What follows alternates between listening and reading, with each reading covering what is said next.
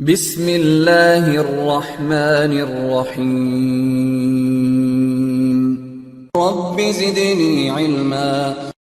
So we'll be using something called fiber cables. Now fiber cables are commonly used for two connections. One is basically for long distances.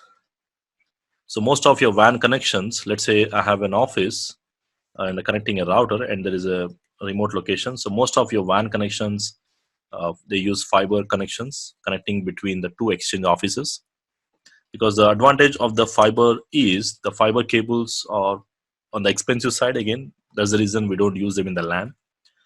So in the LAN, we still use UTP,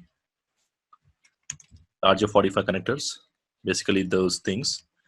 And in the WAN, we use fiber cables because it supports from long distance, like 2 kilometers to 60 kilometers, or even more than that, depending upon the type of the cable and the installation. There are different categories in that.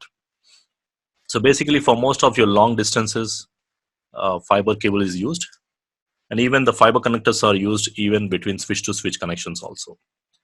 So when you're using our enterprise network, when you connect switch to switch for high speed data transfer rates, because they supports 10 gig or above speeds over fiber, basically that is one more advantage. So switch to switch connections, we use fiber cables.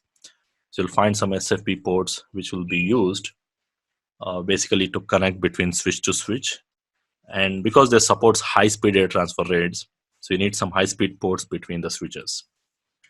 So these are the two possible scenarios. Again, depending upon the type of the connectors will vary. We have SC connectors, ST connectors, LC connectors, depending upon what type of connector is supported on your device. That vary again. The other option, as I said, you can also use a wireless LAN device, an access point, specific within the LAN again.